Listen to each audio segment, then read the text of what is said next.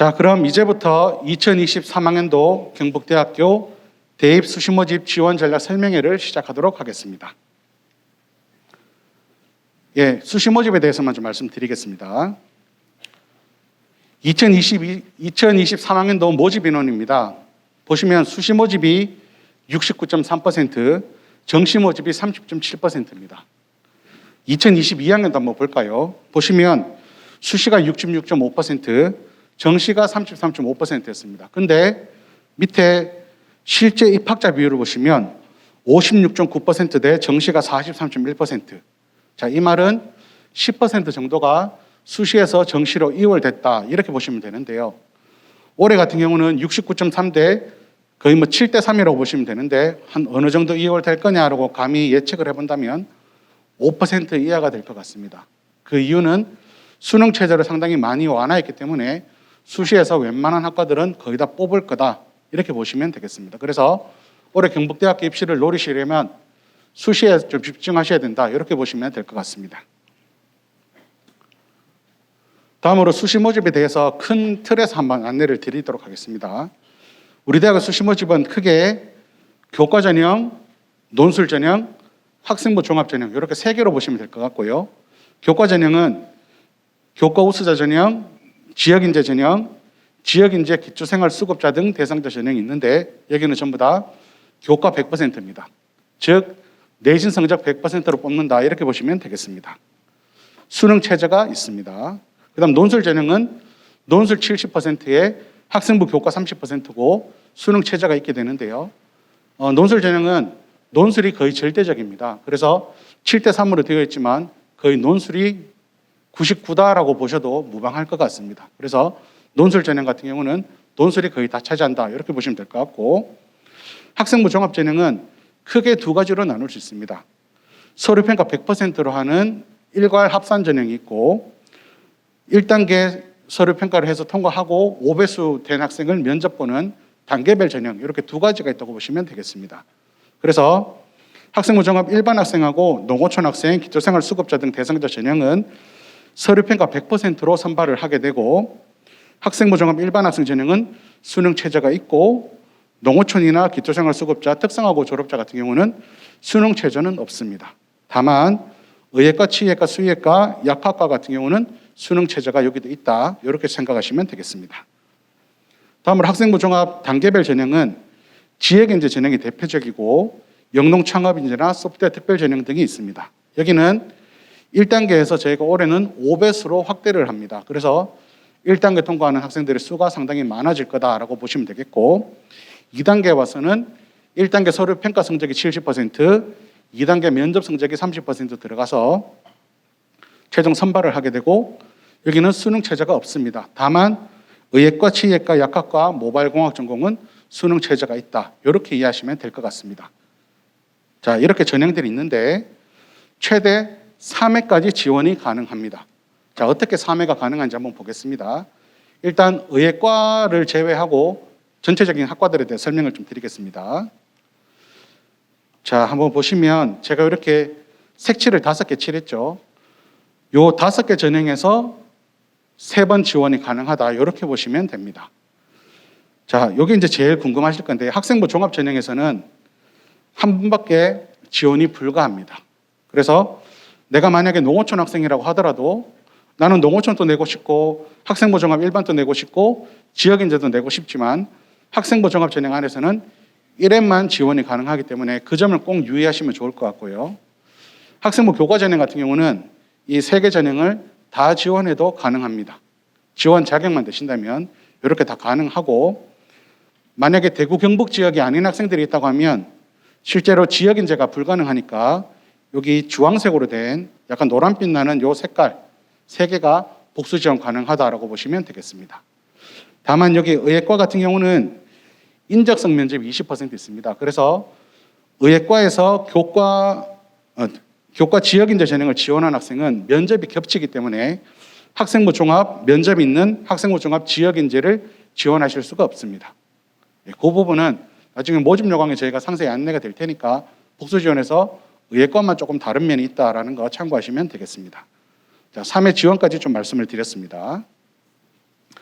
예, 주요 변경 사항들에 대해서는 제가 앞에서 충분히 설명을 드렸기 때문에 넘어가도록 하고, 여기 학생부 교과 우수자 전형에서 지원 자격이 변경되었는데요. 이 부분은 뭐냐면 예전에는 검정고시 학생들이 학생부 교과 전형에 지원할 수 있었습니다. 하지만 올해부터는 국내 정규 고등학교 졸업자 혹은 졸업 예정자만 가능하기 때문에 검정고시 출신자는 지원이 불가능하고 일반고라든지 특성화고 모두 다 학생부 교과 전형에 지원이 가능하다. 이렇게 보시면 되겠습니다. 그다음에 학생부 종합 전형에서 수능 최저가 없는 학생부 종합 지역 인재가 많이 확대되어서 우리 지역 학생들을 많이 선발하기 위해서 노력하고 있다. 이렇게 봐주시면 되겠습니다. 자, 그러면 수능 최저 기준이 완화되었는데요. 그 최저 기준에 대해서 살펴보겠습니다. 일단 대구 캠퍼스 위주로 좀 설명을 드리면 우리는 단과대학으로 일단 묶여 있는데요. 일반적인 단과대학들은 학생부 교과 우수자, 지역인재, 논술 요 전형에서 상위 2개 영역 합이 5로 되어 있습니다. 전년도까지는 상위 3개 영역 합으로 되어 있었지만 올해는 2개 영역 5등급으로 바뀌었기 때문에 뭐 영어라든지 탐구 한 과목만 반영하니까 영어나 탐구 하나만 잘 1, 2 정도 받는다고 하면 다른 과목들은 좀 쉽게 통과할 수 있는 이 범위란 보시면 될 것 같고요. 학생부 종합 일반 학생 전형이 수능 체제를 적용하게 되는데 여기에는 요 단과대학들은 2개 합 5에서 하나 정도 완화된 2개 합 6으로 반영된다. 이렇게 보시면 되겠습니다. 다음으로 대구 캠퍼스에 있는 농업생명과학대학과 생활과학대학은 상위 2개 합 6으로 한 단급 낮게 되어 있습니다. 그래서 상위 2개 영역 합이 6이고 학종에서는 2개 7 정도로 하나 더 완화된다. 이렇게 개념을 잡아주시면 될 것 같습니다. 다음으로 상주 캠퍼스에 소재하고 있는 생활과학대학하고 과학기술대학 같은 경우는 한 개 영역만 반영하게 되는데요. 영어가 3등급이거나 혹은 다른 3개 영역 중 하나가 4등급 이내면 수능 체제가 통과 가능합니다. 그래서 여기는 수능 체제가 조금 더 완화되어 있다. 이렇게 보시면 될 것 같습니다. 다음으로 조금 강화된 것 좀 설명을 드리면 전자공학부 모바일공학전공 같은 경우는 상위 2개 영역 합이 수학하고 과탐이 들어가게 되는데 이 2개 영역 합이 2등급입니다. 수학도 1등급 받아야 되고 과학도 1등급 받아야지 여기 지원 자격이 된다. 수능 체제 통과가 가능하다고 보시면 될 것 같고 과학 같은 경우도 2과목 평균의 소수점 절사입니다. 그래서 1, 2등급은 받아야 1로 인정이 된다. 이렇게 보시면 될 것 같습니다. 그래서 모바일공학과는 최저 기준이 조금 센 편이다. 이렇게 보시면 되겠고요. 다음으로 가장 관심을 많이 가지시는 의예과, 치의예과, 수의예과, 약학과입니다. 여기는 의예과, 치의예과 같은 경우는 탐구 영역이 필수입니다. 탐구 영역이 필수로 무조건 다 들어가게 되고 상위 3개 영역 등급 합이 3입니다. 그렇고 탐구는 반영할 때 2과목 평균 소수점 절사입니다. 그래서 최소한 1, 2등급은 받아야 탐구에서 1, 2등급은 받아야 1.5가 되니까 소수점 절사에서 가능하겠죠. 그래서 탐구를 2과목 1, 2등급 받아내느냐가 아마 가장 큰 관건이 될 것 같고 그 다음에는 국어, 수학, 영어 중에 2개 과목이 1등급이면 됩니다. 그래서 의예과, 치의예과는 탐구 영역 필수로 해서 3개 3.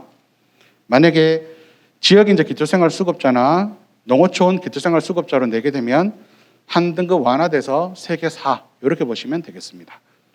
그다음 수의예과, 약학과 같은 경우는 동일한 조건이고 3개 영역 합이 5등급 이내입니다. 전년도 같은 경우는 그냥 3개 영역 합이 5등급 이내였지만 탐구가 필수로 들어간다는 게 조금 더 강화되었다. 이렇게 보시면 크게 이해하시는 데 무리는 없을 것 같습니다. 자, 그러면 교과 전형 하나씩 좀 살펴보도록 하겠습니다. 학생부 교과 전형은 990명을 모집하고 상당히 많은 인원을 모집한다고 보시면 될 것 같고요. 수능 최저 기준 전년도에 통과한 인원은 보시는 바와 같습니다. 아까 말씀드린 대로 학생부 교과 100%를 하게 되는데 학생부 반영 방법은 우리 대학은 인문 자연계열 모두 다 마찬가지로 국영수, 사과, 한국사를 모두 다 반영한다라고 보시면 됩니다. 자연계 학생들은 통합사회 들어가게 되고요. 인문계열 학생들도 통합과학 다 들어가게 되니까 1학년 때 내신도 좀 신경을 쓰셔야 되겠다. 이렇게 말씀을 드릴 수가 있습니다. 다음으로 학생부 반영 학기는 3학년 1학기까지만 반영하게 됩니다. 졸업생도 마찬가지로 3학년 1학기까지만 반영하게 되고 과목별 등급 나오는 과목은 점수화해서 반영하고 진로 선택 과목은 별도로 반영하는데 그 부분은 뒤에서 한번 설명드리겠습니다. 자, 이 자료를 읽는 방법을 좀 설명을 한번 드릴게요. 아마 저희가 드린 소책자 리플렛에도 나와 있을 건데 그 부분에 대해서 제가 4개 학과에 대해서만 예시로 한번 읽어봐 드리겠습니다.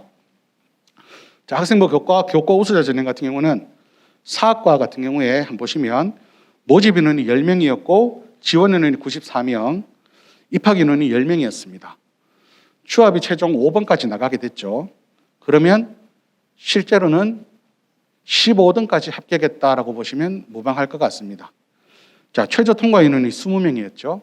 그 말은 뭐냐 하면 최저 통과한 20명이 있는데 그 중에 5명이 불합격했다, 최종 불합격했다라고 보시면 됩니다. 그래서 여기는 인원을 전부 다 채웠다고 보시면 되고 여기 50% 되어 있는 부분은 입학자 10명 중에 5등의 성적, 70% 되어 있는 부분은 7등의 성적, 85% 되어 있는 부분은 8.5등이니까 9등의 성적이라고 보시면 됩니다. 그렇게 저희가 다 공개를 해놨고요. 사회복지학부 한번 보도록 하겠습니다. 사회복지학부 11명 모집했는데 입학 인원이 3명밖에 없었습니다. 추합 최종 번호 6번까지 갔죠.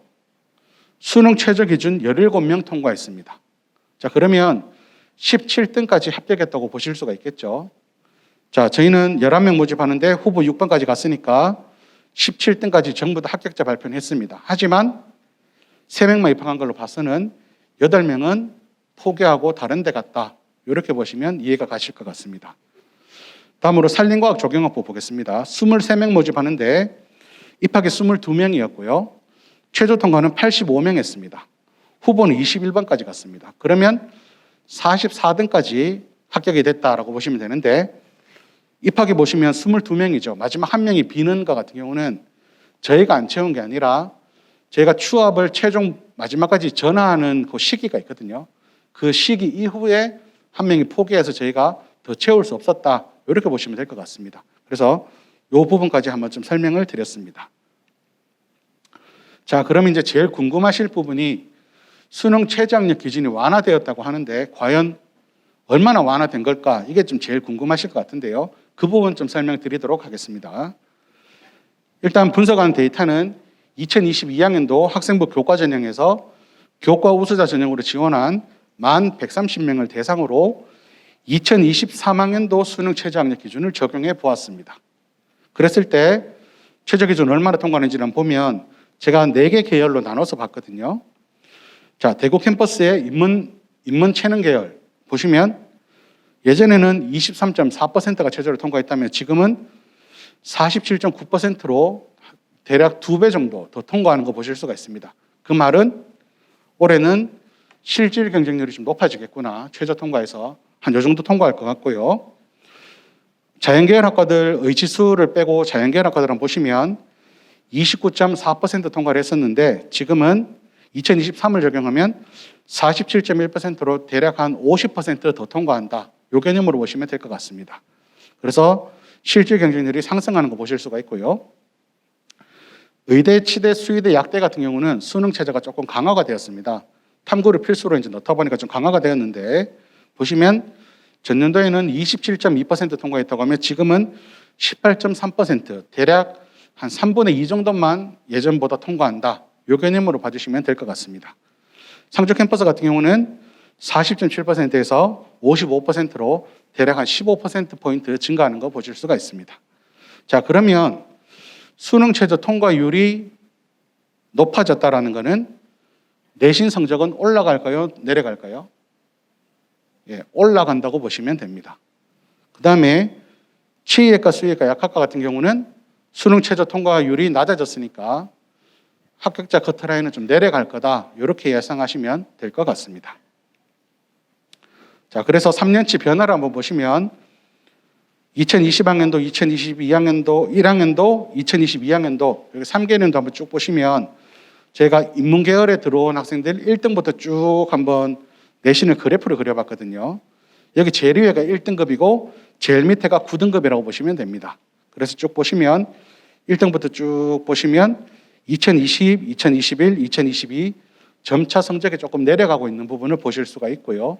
이 부분은 아무래도 학령인구 감소에 따라서 내신 받기가 힘들어진 부분도 있고 수도권 대학이 교과 전형을 좀 확대하면서 교과 전형 좀 높은 학생들이 수도권에 빠져나간 경향도 조금 반영이 된 것 같습니다. 근데 2023은 내신이 조금 올라갈 것 같다고 말씀을 드렸죠. 그래서 아마 나중에 결과를 보신다면 2022보다는 조금 더 올라간 2021하고 2022 사이 정도가 아마 될 것 같다. 이렇게 말씀을 드릴 수가 있습니다. 자연계열단 보시면 비슷한 경향을 보이고 있습니다. 예, 교과 지역인재 좀 설명을 드릴게요. 교과 지역인재는 우리 대구 경북 지역 학생들만 지원할 수 있다라고 보시면 되겠고 전형 방법은 다 동일합니다. 국영수, 사과, 하늘 다 반영을 하고 3학년 1학기까지만 성적만 반영하고 점수 반영 방법도 동일합니다. 다만 다른 부분은 의예과 같은 경우는 교과 지역인재가 있는데 여기는 인적성 면접이 20% 들어간다. 이렇게 보시면 그 차이만 있다라고 보시면 되겠습니다. 자, 교과 전형의 성적을 보는 방법은 제가 여기서는 넘어가도록 하겠습니다. 한번 보시면 충분히 이해가 가실 거라서 아까 앞에서 설명드린 부분으로 가름을 하도록 하겠습니다. 자, 여기서도 수능 최저 통과율 예측해 봤는데요. 아까하고 비슷합니다. 대구의 인문체능 계열은 대략 한 2배 정도 되는 거 보실 수가 있고 대구 자연계열 같은 경우는 한 1.5배 정도 되는 거 보실 수가 있고 의치 수의학과 같은 경우는 대략 한 3분의 2 정도로 좀 줄어든다. 이렇게 보시면 큰 경향성은 다르지 않다고 보시면 되겠습니다. 자, 그 다음에 우리 학생들이 가장 많이 하는 고민 중에 하나가 학생부 교과에 교과 우수자를 낼까 지역인재를 낼까 이 고민이 가장 많으실 수가 있거든요. 내신 성적이 괜찮은 학생들은. 그래서 제가 한번 표시를 해봤습니다. 평균하고 85% 입학자에 대해서 어느 부분이 낮은지를 한번 표시를 해봤는데 실제로 해보니까 좀 과마다 특별한 특이사항은 안 보였습니다. 한번 보시면 국어 국문학과 같은 경우는 평균은 지역인재가 조금 더 낮았지만 85% 쪽으로 가면 교과 우수자가 좀 더 낮은 거 보실 수가 있습니다. 그래서 교과 우수자나 지역인재 교과를 선택하실 때는 경쟁률을 좀 보시고 마지막에 좀 선택하시는 게 좋지 않을까 싶고 다음으로 한 해 너무 낮았다고 해서 그 과를 또 내면 나는 되겠지라고 생각하시면 안 된다는 거 좀 설명을 좀 드릴게요. 예를 들면 불문학과 보시면 85%가 6.78이 들어왔죠. 이건 아주 특이한 케이스거든요. 내가 5등급 정도 되니까 나는 여기 내면 되겠지라고 내시면 그 다음에는 이게 커트라인이 높아질 수가 있습니다. 그래서 그런 부분 좀 유념하시고 이 성적을 보실 때도 그런 부분 좀 감안해서 보시면 좋겠습니다. 자, 이렇게 넘어가도록 하고요. 다만 제가 봤을 때 경향성이 하나가 있는 건 뭐냐면 치의학과, 수의학과, 간호학과 쪽을 보시면 여기 교과 전형에서 교과 우수자 지역인재를 같이 뽑거든요. 제가 늘 매년씩 보면 치의, 수의의 간호학과 같은 경우는 지역인재가 85%가 항상 낮았던 경향들이 보였습니다. 그래서 이제 보건계열 쪽에 지원하는 학생들 같은 경우는 교과 우수자도 내지만 지역인재가 조금 더 가능성이 높다라는 생각을 가지시고 한번 전략을 짜시는 것도 괜찮을 것 같습니다. 올해 변경되면 할 수는 없지만 제가 이때까지 통계를 봤을 때는 치의, 수의의 간호 같은 경우는 지역인재 쪽에 좀 더 커트라인이 낮은 경향이 있었다. 이렇게 보시면 될 것 같습니다. 다음으로 신설된 학생부 교과 지역인재, 기초생활 수급자 등 대상자 전형이 되는데요. 이 부분은 아주 좋은 과만 모집하게 됩니다. 9명 모집하는데 의예과 3명, 치의학과 2명, 약학 1명, 간호과 3명 이렇게만 선발을 하게 되는데 여기는 지원 자격이 좀 까다롭습니다. 대구 경북 지역 졸업 예정자로서 기초생활 수급자나 차상위 복지급여 받는 요 대상이 되어야지 가능하다고 보시면 되고 여기는 고교별 추천 전형으로 받을 예정입니다. 그래서 학교별로 추천이 가능하고 각 과마다 1명씩 추천이 가능합니다. 그래서 학교별로 4명씩 추천이 가능하다. 이렇게 보시면 되겠습니다. 여기는 졸업 예정자만 받게 되니까 졸업자는 안 된다라고 보시면 되겠고 교과 100%로 동일하게 선발하고 있습니다. 그래서 올해 처음 신설됐기 때문에 입시 정보는 없다라고 보시면 되겠습니다. 자, 학생부 성적 반영 방법입니다. 등급이 나오는 반영 방법은 위에 보시는 표와 같이 각 등간격으로 되어 있습니다. 그래서 각 등급별로 점수가 높으면, 등급이 높으면 점수를 잘 받는다. 뭐 요 개념으로 보시면 될 것 같고요. 다음으로 진로 선택은 가점으로 반영하게 되는데 3학년 1학기까지 국어, 수학, 영어, 사회, 과학 중에 진로 선택 과목 중 성취도가 높은 세 과목을 가점 형태로 반영하게 됩니다. 그래서 상위 3개만 반영하기 때문에 A만 3개면 만점이다라고 보시면 되겠고, 학생부 교과 같은 경우는 의과를 제외하고는 25점이 플러스가 된다라고 보시면 되겠습니다. 자, 저희가 처음에 이 디자인을 할 때는 학생들이 3개 정도는 다 A를 받지 않을까 예상을 했는데요. 실제 결과를 한번 보도록 하겠습니다. 학생부 교과 전형을 지원한 지원자 중에 진로 선택 과목을 이수한 1,802명에 대해서 저희가 한번 분석을 해봤고요. 진로 선택 3과목 이상 이수한 학생이 3과목 이상을 이수해야 저희가 가점을 반영하기 때문에 그 학생들을 보면 96%가 있었고 3과목이 안 된 학생이 4% 있었습니다. 그래서 이 4% 학생들은 만점 받기가 상당히 어려운 구조였다라고 보시면 되겠고, 이 96%에 대해서도 저희가 만점한 비율을 한번 보시면 1등급 같은 경우 25점으로 되어 있는 게 만점이거든요. 올 A, 3개 A를 받은 학생들이 이만큼 되고 올 A를 못 받은 학생들이 일부 있었다라고 보시면 되겠고, 2등급에 가더라도 올 A의 비율이 이만큼 되고 A 2개, B 하나가 이 정도 비율이 되는 거 보실 수가 있습니다. 3, 4등급으로 가게 되면 올 A를 받는 비율이 점점 줄어드는 거 보실 수가 있습니다. 그래서 대상자 중에 25점 만점 받은 비율이 62.1%밖에 되지는 않습니다. 그래서 여기서 드리고 싶은 말씀은 학생부 교과 전형 지원하는 학생은 진로 선택 과목이 이 가점도 크기 때문에 3개 정도 A 받는 노력은 꼭 하셔야 된다. 이렇게 좀 말씀을 드리고 싶습니다. 이것도 놓치면 나중에 점수가 깎이기 때문에 이 부분도 꼭 주의를 하시기 바랍니다. 예, 마지막으로 학생부 교과 전형 팁을 좀 드리겠습니다. 수능 최저 학력 기준이 완화되었기 때문에 합격자 성적은 좀 더 상향될 가능성이 있다. 의예과, 치예과, 수의과, 약학과 같은 경우는 합격자 성적이 좀 더 하향될 가능성이 있다. 그 다음에 진로 선택 과목 A를 받은 비율을 보시면 62.1%밖에 되지 않기 때문에 학생들이 교과 전형 내는 학생들은 A를 꼭 3개 받을 수 있도록 노력하는 부분이 필요하다. 그 다음에 상주 소재학과 같은 경우는 수능 최저 기준만 통과하면 추가 합격 고려 시 거의 다 합격이 가능하기 때문에 상주 캠퍼스 내는 학생들은 수능 최저가 관건이다. 이렇게 보시면 되겠습니다. 다음으로 학생부 교과 전형 같은 경우는 추가 합격자가 상당히 많습니다. 2022학년도 예를 보시면 829명이 입학을 했는데 추가 합격자가 502명이나 됩니다. 그래서 추합이 상당히 많이 있다라고 보시면 되겠습니다. 그다음에 대구 경북 지역의 고등학교 출신자들은 학생부 교과 우수자하고 학생부 교과 지역인재 전형 2가지가 있는데 경북대를 꼭 오시고 싶다면 둘 다 복수 지원하는 것을 좀 권해드리겠습니다. 복수 지원하는 게 가장 경북대 올 수 있는 확률을 높일 수 있다고 보시면 되겠고, 꼭 하나만 선택하셔야 된다면 마지막에 경쟁률이나 이 부분들을 한번 참고하셔가지고 좀 더 선택하시면 좋을 것 같습니다. 예, 다음으로 논술 전형 간단하게 좀 설명드리겠습니다.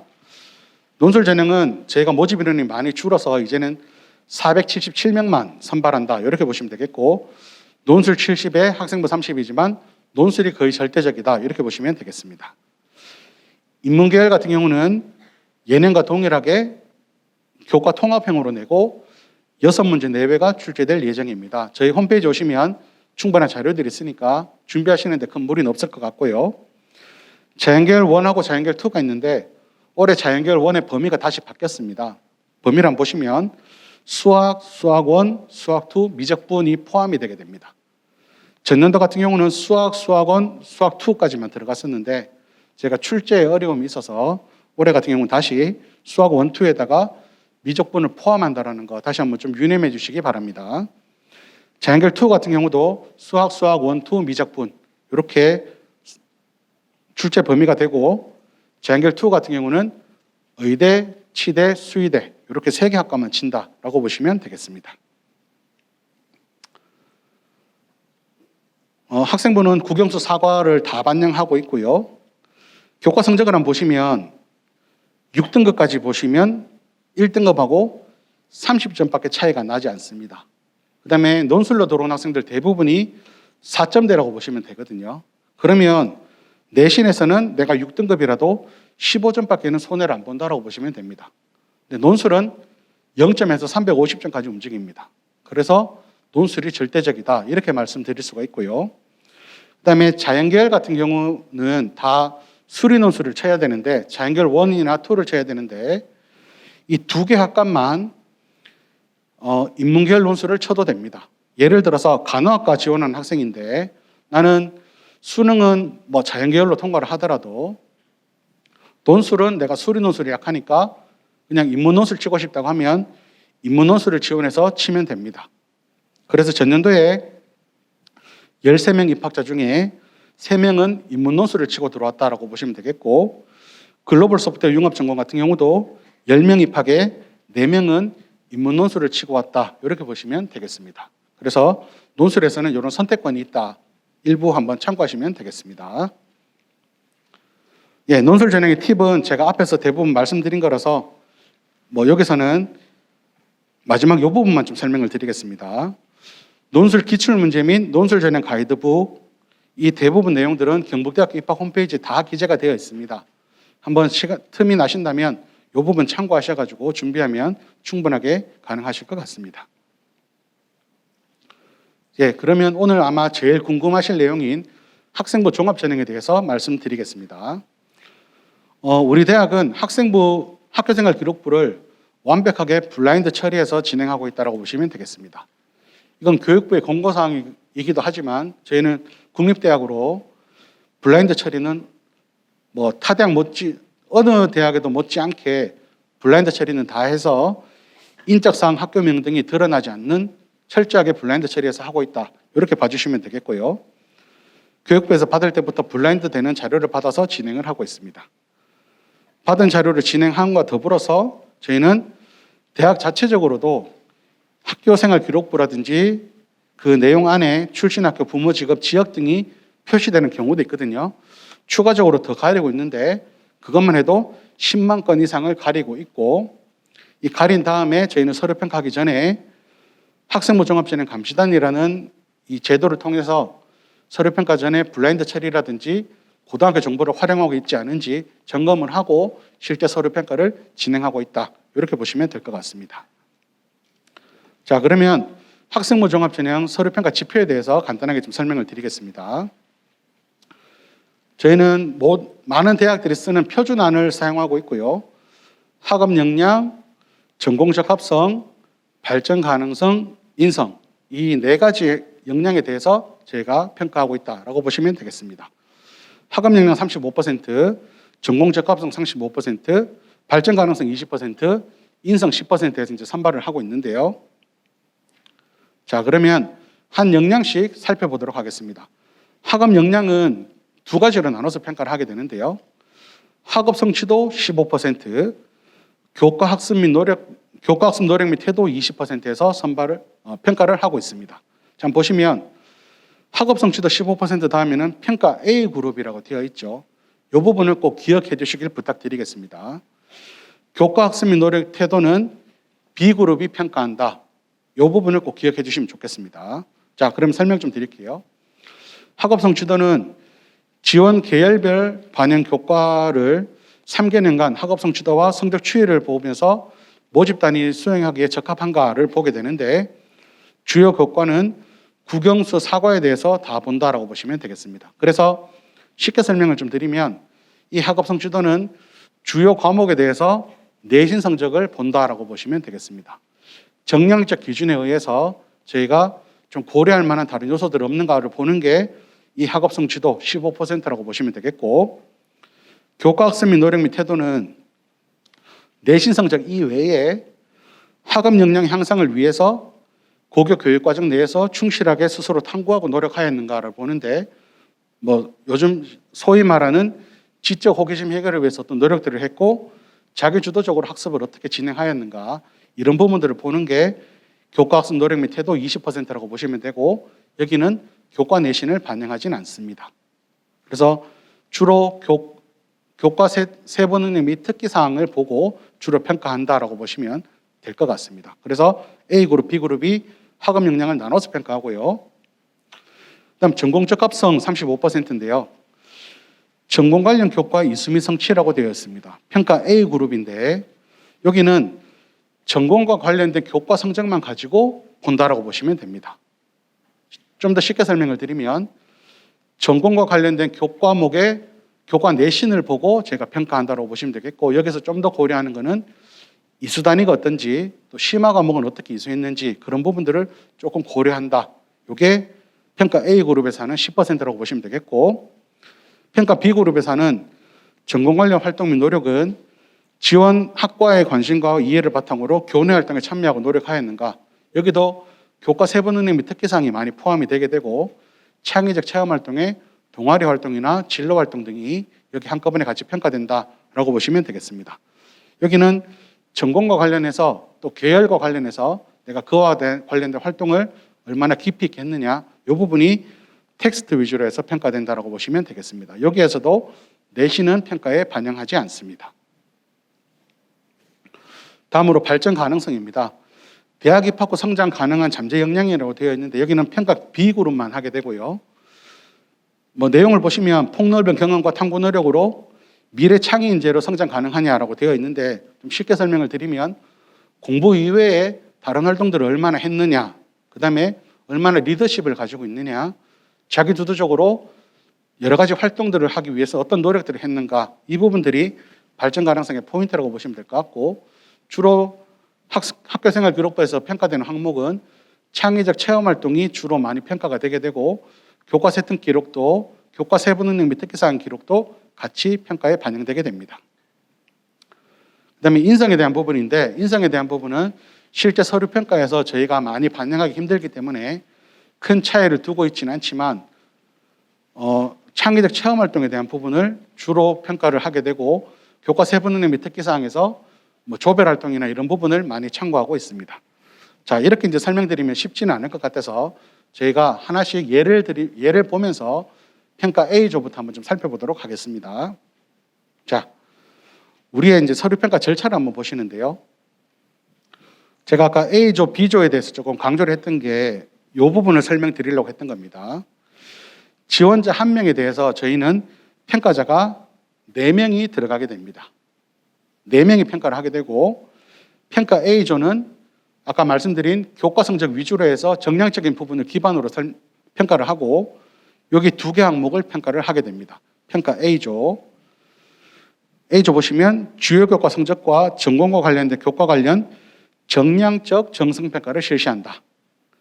실질 비중은 25% 내외로 보시면 됩니다. 자, 평가 B조는 교과 성적을 제외하고 학생부 기록에 대해서 정성평가를 실시하게 되는데, 평가 B조에는 교과 성적 자체를 미제공합니다. 그래서 성적이 얼마인지 모르고 평가한다, 이렇게 보시면 되겠습니다. 실질 비중은 상당히 큽니다. 75%로 하게 되고, A조, B조는 철저하게 독립평가를 하기 때문에 저희는 평가 B조의 비중이 상당히 크다라고 보시면 됩니다. 내신이 좀 불리하더라도 평가 B조의 어떤 내용들로 충분히 극복이 가능하다, 이렇게 개념으로 보시면 될 것 같습니다. 자, 그러면 제가 평가 A조에 대해서 어떻게 하는지 구체적인 사례를 가지고 좀 설명을 드리겠습니다. 실제 평가 B조도 한번 사례를 가지고 해드리면 좋은데, 평가 B조 같은 경우는 학교생활 기록부를 실제로 띄워야 되는 면이 있어서 그 부분은 각 고등학교나 학생의 어떤 학생부이기 때문에 좀 제한적으로 되니까 그 부분은 좀 이해를 부탁드리고, 평가 A조 위주로 좀 설명을 드리겠습니다. 자, 평가 예시인데요. 모집 학과는 학생부 종합 전형 지역인지의 약학과라고 예를 들어 보겠습니다. 다른 과도 이제 적용하시면 될 것 같고요. 이 모집 학과 관련 교과는 수학, 과학이고 화학하고 생명과학을 주로 좀 많이 체크하는 학과다라고 보시면 되겠습니다. 지원 인원은 계산하기 간편하기 위해서 200명이라고 가정을 하고요. 서류평가 지표는 아까 앞에서 설명드린 서류평가 지표를 활용하겠습니다. 저희는 각 서류평가 항목별로 아까 한 항목별로 평가를 이렇게 8단계로 나누고 있는데요. S, A뿔, A, B뿔, B, C, D, F 이렇게 8단계로 나눠서 평가를 하고 있습니다. 자, 근데 여기서 한번 보시면 제가 여기 4개만 동그라미를 쳤죠. 이 의미는 뭐냐면 학생부 교과를 평가할 때 평가 A조에서는 기본 시작점은 요 4개만 사용하겠다라고 보시면 됩니다. 그래서 내신 등급이 안 좋더라도 C, D를 받을 확률은 극히 적다라고 보시면 될 것 같습니다. 그래서 내신의 실질 비중은 좀 더 줄어든다. 이렇게 보시면 될 것 같고요.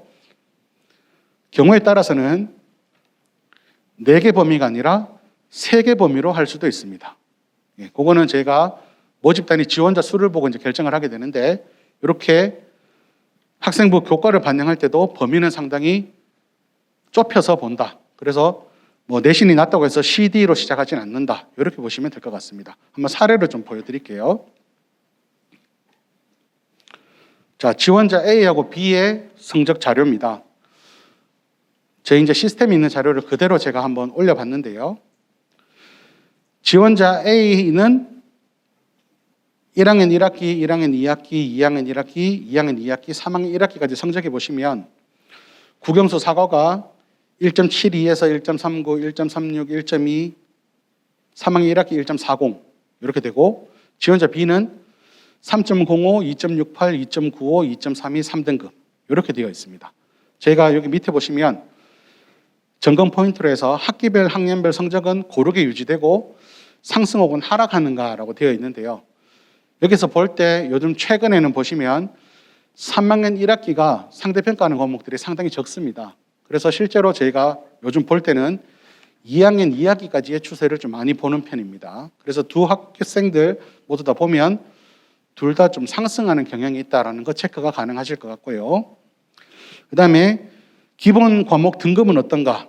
다른 학생들과 비교해서 상대적 위치는 어떤가를 보고 있는데 한번 보겠습니다. 지원자 A 같은 경우는 국영수 사과가 1.4등급입니다. 아까 200명이라고 제가 가정을 했죠. 중간 등급이 2.5라고 하면 약학과 지원한 100등의 성적이 2.5라고 보시면 됩니다. 이 학생은 1%입니다. 최상위권이죠. 이 학생은 내신이 최상위권이기 때문에 아까 제가 평가하는 항목에서 A 플러스 A, B 뿔 B 이렇게 되어 있었는데 A 플러스에서 시작한다고 보시면 되겠습니다. 자, 그 다음 학생 한번 볼게요. 그 다음 학생은 2.55가 중간인데 중간보다 조금 뒤에인 60%, 2.78등급입니다. 그래서 여기 이 학생 같은 경우는 A 플러스 A, B 뿔 B 중에 이 학생은 시작점은 B 뿔에서 시작한다. 이렇게 보시면 되겠습니다. 그래서 두 학생의 내신 성적을 단순하게 비교해 보면 A 학생이 내신 성적이 높기 때문에 좀 더 높은 위치에서 시작한다라고 보시면 되겠습니다. 그래서 내신 같은 경우는 이렇게 비교를 하고 있고요. 여기 보시면 주요 교과에 대해서도 퍼센트가 이렇게 다 나와 있습니다.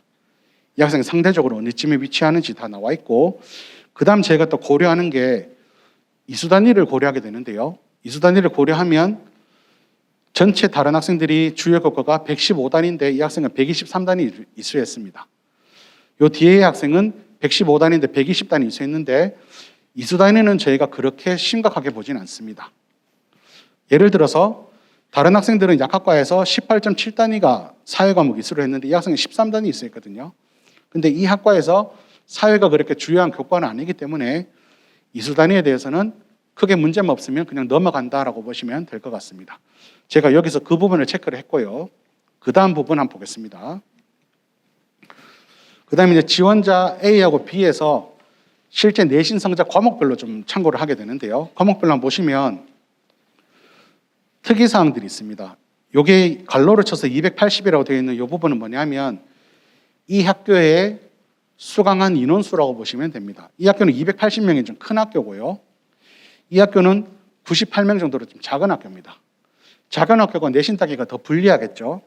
아무래도 내신의 상대평가다 보니까 규모가 작은 학교는 내신 따기가 좀 불리한데, 그러면 제가 여기서 점검 포인트는 과목별 이수자 수와 그 규모는 어느 정도인지 체크를 해서 이 학교 같은 경우는 내신 따기가 좀 쉽지 않았겠구나. 이렇게 해서 제가 조금 더 등급에 대한 부분을 감안해서 평가를 하게 된다라고 보시면 되겠습니다. 그 다음에 화학하고 생명과학도 보시면 여기는 이수한 인원이 35명, 34명밖에 안 되거든요. 상당히 등급 따기가 어려운 학교다. 이렇게 보시면 되겠습니다. 그 다음에 등급별로도 보시면 이 학생이 1등급이 상당히 많은데 96점이고 94점이고 평균하고 표준 편차가 이 정도 되는데 얘가 2등급이거든요. 얘는 실제로는 거의 2등급 초반대라고 보셔도 될 것 같습니다. 그래서 이런 부분들은 2등급이지만 1등급 화에서 평가한다라고 보시면 되겠고, 지원자 B 같은 경우도 좀 보시면 이거 95점이고 평균이 이 정도고 표준 편차 이 정도인데 얘가 3등급이거든요.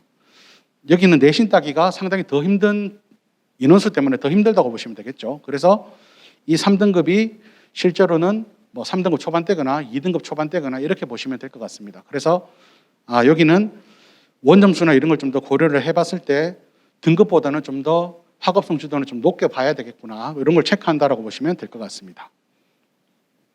그 다음에 진로 선택 과목에서는 제가 주로 고려하는 부분이 성취도를 좀 보게 되는데요. 성취도 비율도 같이 고려하면 좋겠지만 학교마다 또 과목마다 성취도 비율이 너무나 상이하기 때문에 제가 성취도 비율은 크게 고려하지 않습니다. 다만 학생부 교과전형에서, 학생부 종합전형에서는 성취도에서 성취도 A, B, C 이것만 좀 고려를 하게 되는데 실제 저희가 A, B 정도면 크게 문제 삼지는 않을 거고요.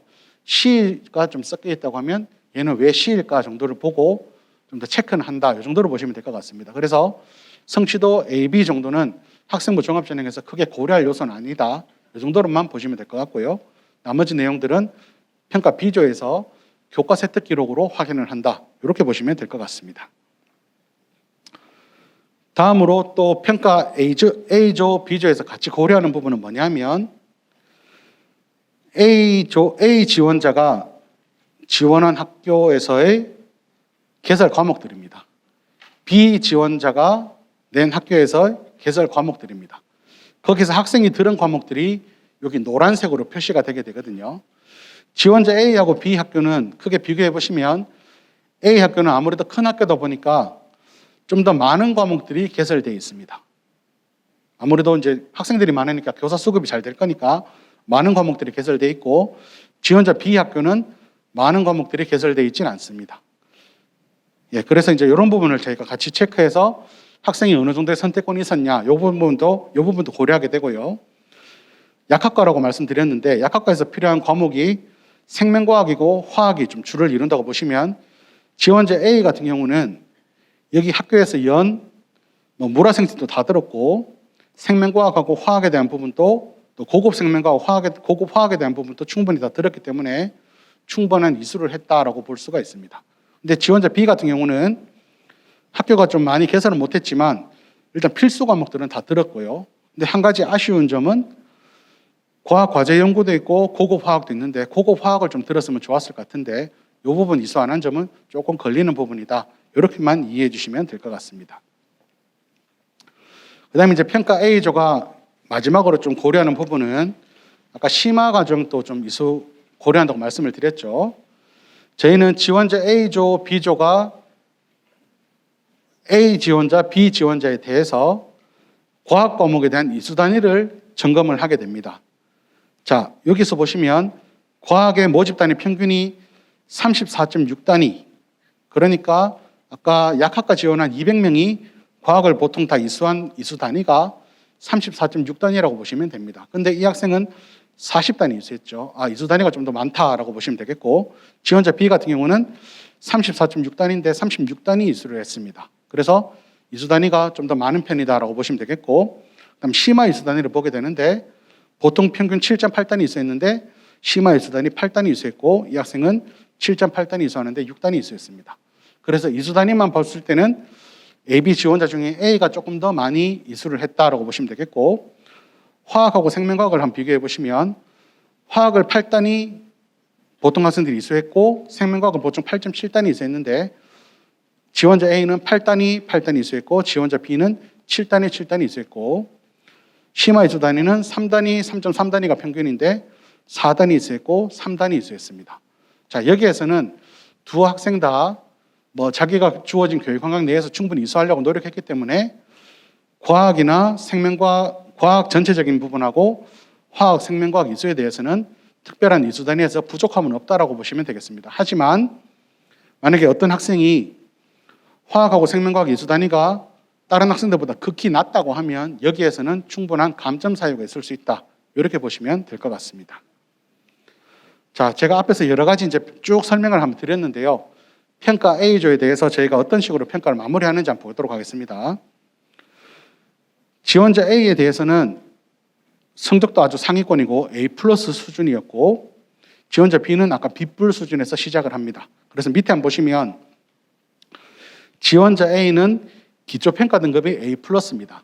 A 플러스인데 얘는 최상위에 있죠. 그러면 조금만 잘하면 S까지도 올라간다고 보시면 되는데 얘는 가점 요소가 상당히 많습니다. 그래서 얘는 S등급 받았다고 보시면 될 것 같고, 지원자 B 같은 경우는 여러 가지 쭉 가점 요소들도 있고 여기 감점 요소도 있습니다. 아까 고급 화학을 미수한 부분은 조금 걸려서 감점 요소라고 보시면 될 것 같고, 하지만 여러 가지 가점 요소들이 있기 때문에 얘는 기초 등급이 B 플러스였지만 최종 평가 등급은 A로 볼 수가 있습니다. 자, 그러면 이 두 학생의 실제 100점 만점에서 내신 성적으로 인한 이 차이는 몇 점 나냐면 5점 차이가 납니다. 예, 아까 25점 만점에서 두 학생은 5점 차이를 내신에서 이제 성적 차이가 났고, 나머지 75% 비교과 영역에서 그 5점 차이를 유리한 면을 안고 평가 지원자 A는 시작을 하게 되고, 지원자 B는 5점을 불리한 상황에서 이제 비교과 영역을 평가한다. 이렇게 보시면 될 것 같습니다. 자, 그래서 제가 평가 A 그룹에서 어떻게 평가하는지 좀 자세하게 좀 설명을 한번 드렸습니다. 자, 그러면 이제는 이제 평가 B조에 대해서 좀 설명을 드릴 건데요. 아까 앞에서 말씀드렸듯이 평가 B조의 학생부를 저희가 모두 다 띄우기에는 그 학생의 학생부가 드러나기 때문에 저희가 오늘은 가공한 자료를 가지고 학교생활 기록부는 어떻게 기록되면 좋겠고 학생들은 어떻게 활동하면 좋겠다라는 가이드라인을 좀 드리는 방향으로 그렇게 정리하도록 하겠습니다.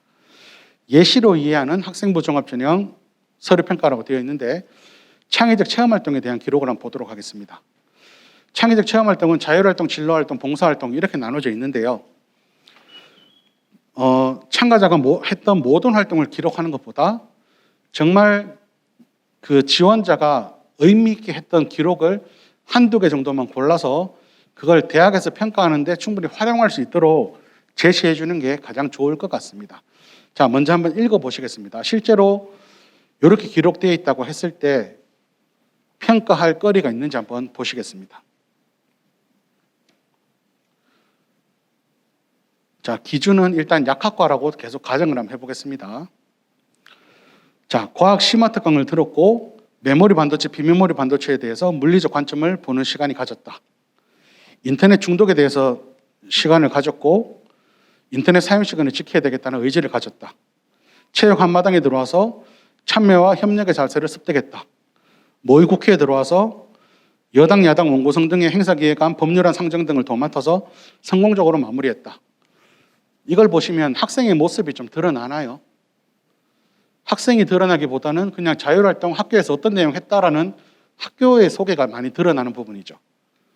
우리 대학에서는 학생을 알고 싶거든요. 근데 이렇게 기록을 하면 그냥 학생의 활동이 아니라 학교의 프로그램만 드러난다고 보시면 됩니다. 그래서 저희가 이 부분을 조금 더 각색을 한번 해봤습니다. 자, 한번 보겠습니다. 이 모의 국회에 대한 부분을 이 학생이 정말 열심히 했다는 가정하에서 한번 좀 바꿔봤습니다. 이 부분을 좀 더 깊이 있게 들어가 보겠습니다. 한 단계 발전된 활동과 기록이라고 되어 있는데 한번 읽어보시겠습니다.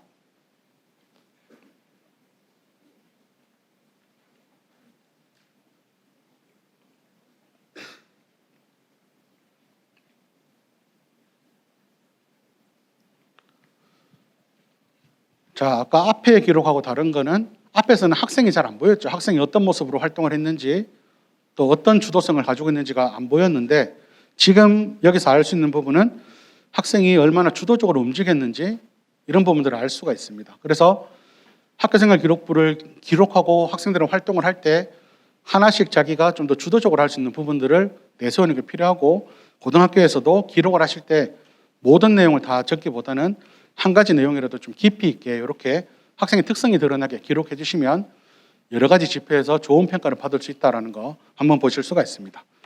다음으로 근데 이 내용을 조금 더 심화적으로 한번 바꿔보겠습니다. 조금 더 발전시킨 내용을 한번 보시겠습니다. 예, 간단하게 한번 읽어보시죠.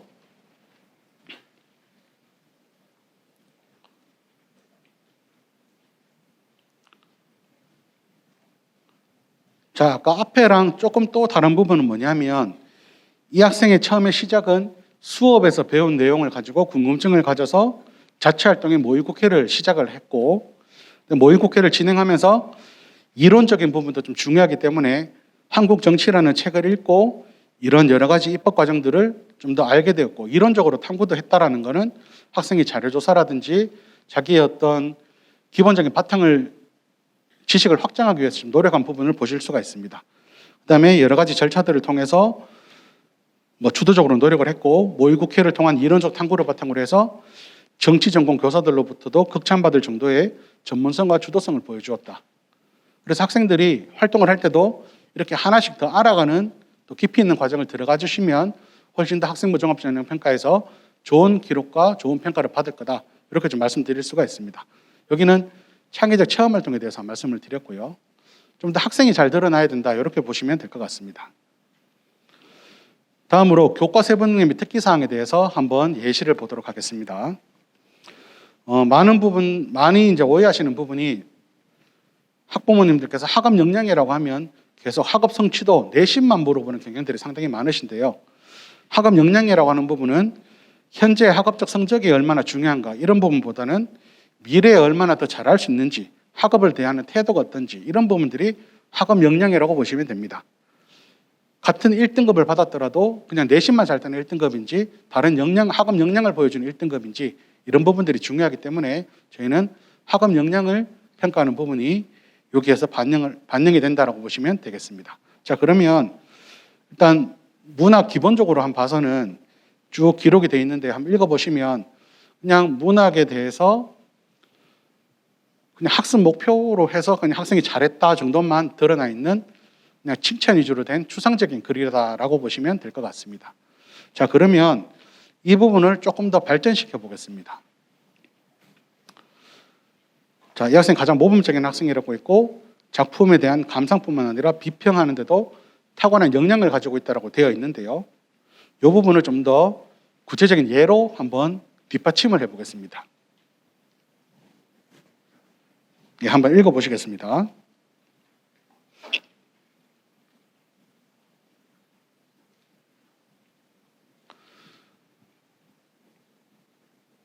예, 감상뿐만 아니라 비평을 하는데도 탁월한 역량을 가지고 있다고 했는데 이 예를 보여준다면 이 학생이 정말로 이런 역량을 가지고 있구나라는 걸 확인할 수 있으니까 또 학생의 활동을 또 확인할 수 있으니까 저희는 여기에서 아까 앞의 기록보다 이 뒤의 기록에서 좀 더 높은 가점을 줄 수 있다고 보시면 되겠습니다. 그래서 단순한 칭찬만 많다고 좋은 학생부가 아니라 학생의 어떤 학업 역량을 발전시켜가는 과정을 좀 더 보여주시면 좀 더 학생의 생활 기록부가 될 거고 저희 평가에서는 좋은 평가를 받을 수 있다. 이게 평가 비조의 핵심이라고 보시면 될 것 같고요. 이 부분을 한 단계 또 발전시켜 보도록 하겠습니다. 이제 중략은 됐고 이제 뒷부분만 추가를 했는데요. 이후 앞에 한 활동 이후에 문학 이론에 대한 관심을 갖던 중 문학 작품의 이해의 외대적 접근을 접하고 작가의 삶과 작품의 관계적 감상을 위해서 친일 문학론이라는 것을 찾아 읽었고 이로써 그 시대의 작가들의 시대적 상황에 대한 이해와 작품 활동에서의 구속성 등을 바탕으로 작품을 재해석하며 문학 감상의 폭을 확장했다. 그 결과 나의 작품 재해석이라는 제목으로 자신감 있게 발표했으며 동료 평가에서도 최고의 발표로 선정되었다. 여기서 더 할 수 있는 부분은 주로 이제 교과 과정에서 일어나는 일이긴 하지만 심화를 위해서 좀 더 노력을 했고 그걸 자기가 정리해서 발표했고 동료 평가에서도 최고 평가를 받았고 이렇게 일목요연하게 학생의 과정이 좀 더 깊이 있게 들어간다면 저희 학생부 종합평가에서는 학생이 얼마나 자기 주도성이 있고 자기 학업 역량을 발전시키기 위해 노력했는 부분들이 잘 드러나니까 좋은 평가를 받을 수 있다고 보시면 되겠습니다. 그래서 학생들이 일단 활동을 안 하면 이런 기록이 나올 수가 없습니다. 그래서 학생들이 이런 활동을 할 수 있도록 많은 학교에서도 노력이 필요하고 학교에서도 이런 활동을 할 수 있는 학생들의 어떤 자리를 마련해 주시는 게 필요할 것 같다. 이렇게 조금 말씀을 드리겠습니다. 자, 그러면 학생부 종합전형에 대해서 조금 세부적인 내용을 좀 설명을 드리겠습니다. 서류평가 100%로 선발을 하게 되고 수능 최저학력 기준을 적용하게 되는데 학생부 교과 일반 학생 전형은 대구 캠퍼스 전학과 농어촌 의치수 약학과 기초생활수급자 약학과는 수능 최저를 적용하고요. 일반 학생 전형이지만 상주 캠퍼스 전학과는 수능 최저를 적용하지 않고 이 이외 학과들 농어촌 기초생활수급자는 수능 최저를 적용하지 않습니다.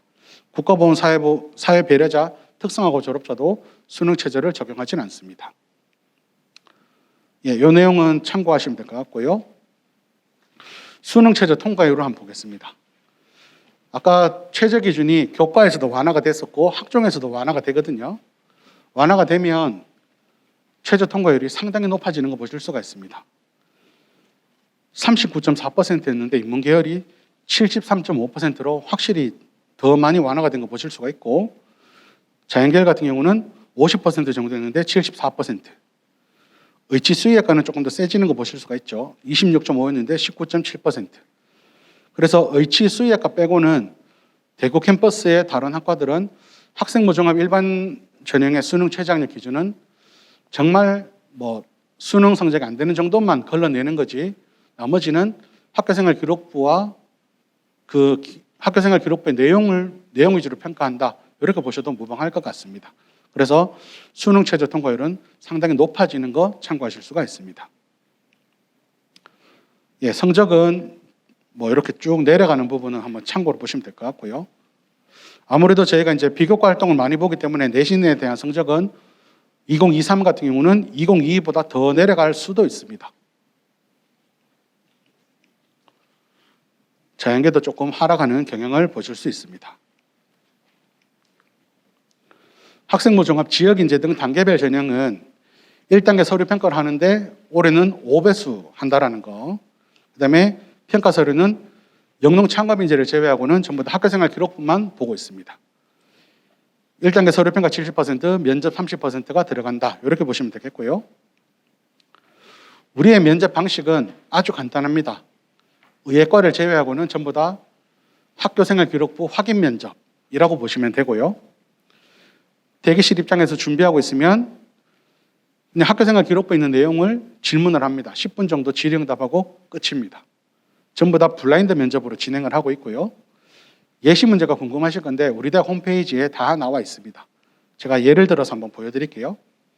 심리학과에서 학업 역량을 물어볼 때는 3학년 때 자기주도적 학습상을 수상했는데 본인의 자기주도적 학습 경험에 대해서 설명해 주세요 라고 하고 있고 전공적 합성에 대해서는 동아리 활동 중 뇌과학에 대해서 조사를 통해서 심리학에 대해서 새롭게 알게 된 점에 대해서 이야기해달라. 학교생활 기록부에 있는 내용 중에 그 관련 내용을 물어본다라고 보시면 됩니다.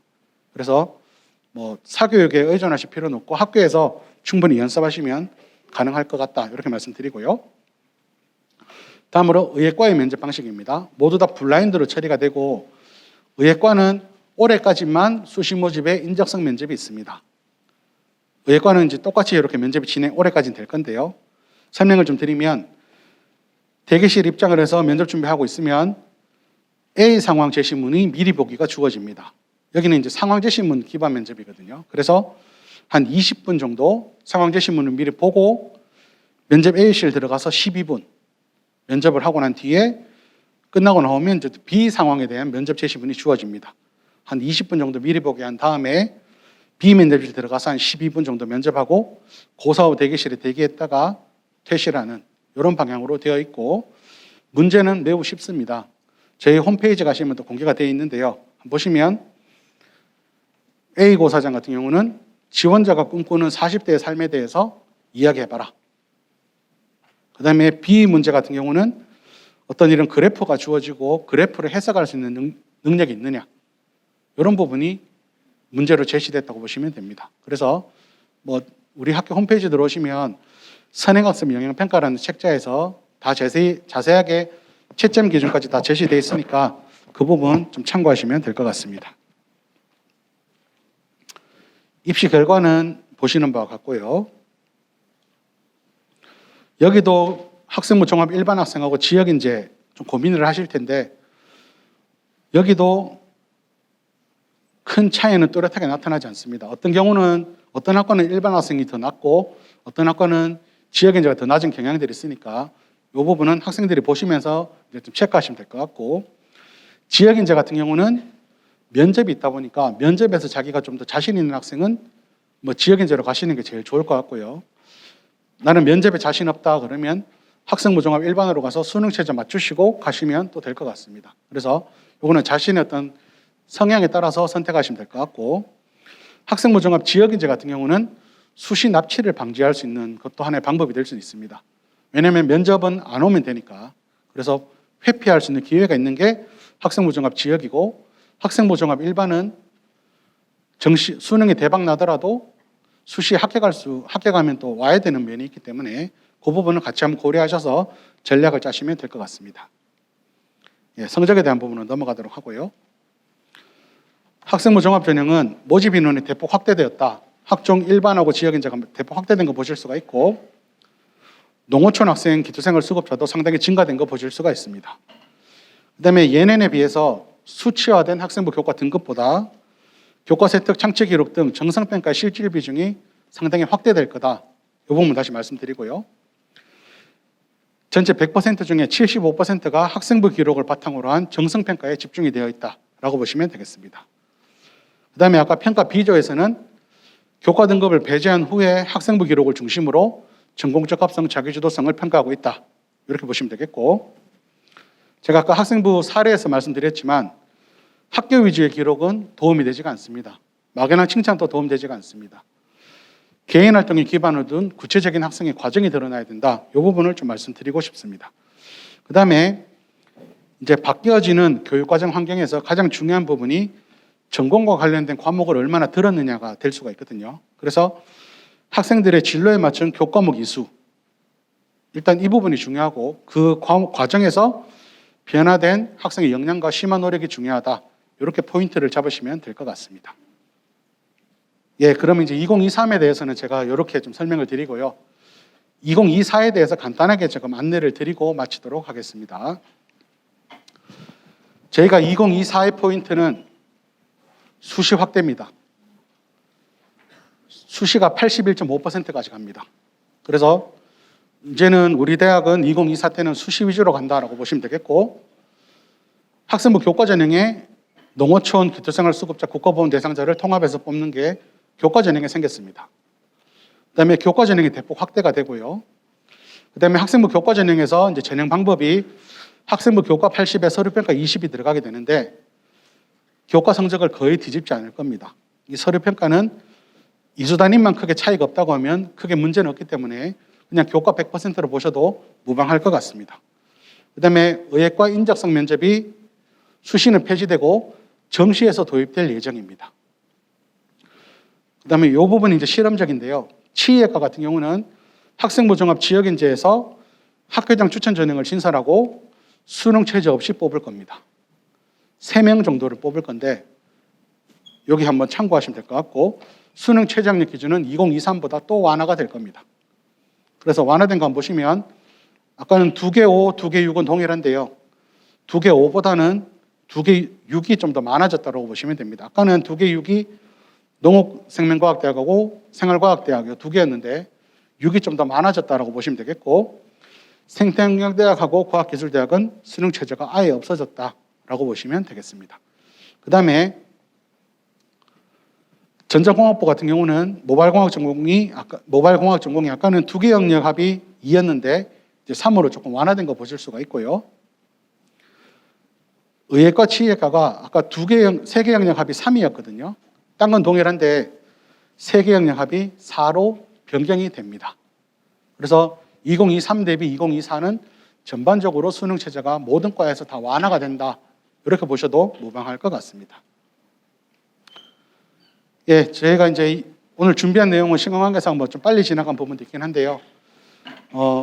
경북대학교가 최대한 정보를 공개하려고 많이 노력을 했고 학부모님들 한번 보시면 뭐 타 대학보다는 확실히 정보가 많이 공개된 거 보실 수가 있을 겁니다. 저희 나중에 홈페이지에도 이 자료를 가지고 또 올릴 테니까 한번 좀 참고를 해주시고 우리 거점 국립대가 살아야 지방에 사니까 우리 경북대학교 수도권 보내지 마시고 많이 좀 보내주시기 부탁드리겠습니다. 예, 오늘 설명 이것으로 마치겠습니다. 예, 감사합니다.